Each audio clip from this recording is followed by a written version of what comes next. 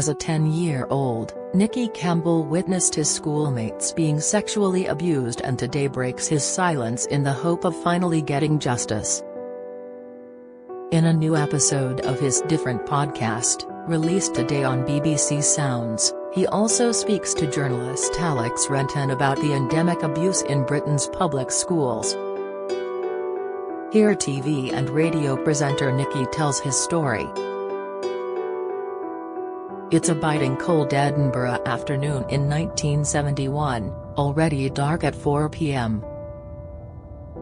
As we file in from rugby, the changing room, its floors as freezing as our legs, is chattering with the sound of 10-year-old boys. Some of us are already showering, the warm water thawing us out a bit and the smell of carbolic soap sternly reminding us where we are. I'm trailing behind, banging the mud off my studs.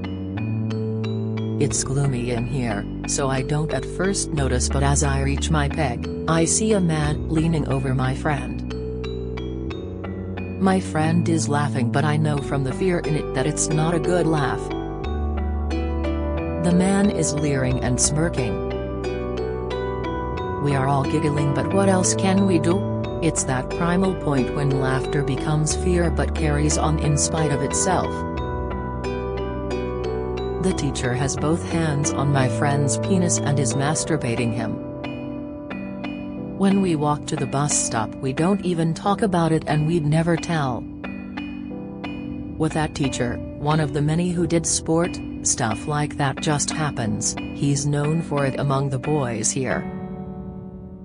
We just accept it because if he is doing it, then it can't be that wrong, can it? And at least he wasn't doing it while in one of his violent rages. 51 years later, my wife Tina calls to me from the kitchen where she's listening to Radio 4. There's a program on about child abuse in private schools, and they've just mentioned the Edinburgh Academy. I go as far away from the kitchen as I can, upstairs to my study. I feel cold and scared, and I want to make myself small and invisible. I wonder who is talking about my old school, shocked even all these years down the line, that someone might be speaking out about what we experienced. While we'd remained silent about the sexual abuse, the physical abuse had been called out. When I'd been badly and brutally beaten up by a teacher, Mr. X, still alive, kicked, slapped and viciously tossed around like a rag doll, I had told my parents. Mum made a furious call to the headmaster, demanding a meeting.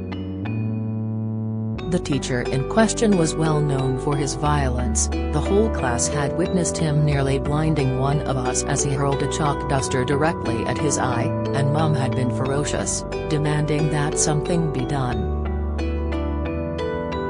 But she had been ultimately stonewalled. For the rest of my school career, I was seen as trouble. Now, as I sit in my study, something shifts inside me. Just knowing that someone is talking about all this publicly makes everything turn from sepia to technicolor. An image of our history teacher, Mr. Dawson, who is dead, comes to mind, putting me, and others, over his knee in mirthful moments where, behind the laughter of the class, he'd tickle, his fingers wandering over my genitals. I was older then though, 12. And 100 other images flood into my mind, and what I thought were distant, faded memories feel as real as they were 50 years ago. Later, unable to bring myself to listen to the program, I look it up and read about the presenter, Alex Renton, himself a survivor of childhood sexual abuse at his prep school, Ashdown House. I am filled with this urgent need to talk to him. The next afternoon, he calls. Alex, I tell him, as if I have been waiting to speak to him since I was 10, there was one teacher you need to know about. He was a monster, a sadist and a predatory pedophile. As I stutter out his first name of that teacher in the changing room, Alex says his surname like a boxer jabbing right back. I feel it in my stomach. But there's also this immense sense of relief, that at long last, someone has told the grown-ups. And in that moment, my life changes. Alex explains this man had been referred to as Edgar in his documentary, In Dark Corners, and as CDZ in the ongoing Scottish child abuse inquiry. More than 20 people have come forward so far. Having been dismissed from a public school in South Africa for indecent practices, Edgar had come to Edinburgh, worked at the academy and then continued on to another Edinburgh public school FETS, the Eton of the North, which Tony Blair attended, and then back to South Africa, waving glowing references like bunting at Sports Day. Along the way, he'd even been sent by one headmaster to an eminent psychiatrist to sort out the problem, labeled fondling and alcoholism, and was declared cured. It occurs to me as we're speaking that if he'd been a teacher for, say, 30 years and abused, say, 30 boys a year, which is a conservative estimate considering reports, reputation and modus operandi, in terms of British criminal history he could be one of the most prolific abusers on record and certainly operating in residential care. And then I hear Alex in his matter-of-fact journalistic style say the words that really do change everything. He's still alive. I feel sick. I'd assumed he must have disappeared into the ether and died. He is living a happy retirement abroad with his wife. There are numerous allegations against him, but they can't get him back to British soil. It's proving impossible to extradite him. Hearing and talking about all this turns you into a child again, so I need desperately to tell one of my oldest friends. This in turn unleashes something deep in him, too. He sends me an email that utterly breaks my heart. He has never told me any of this.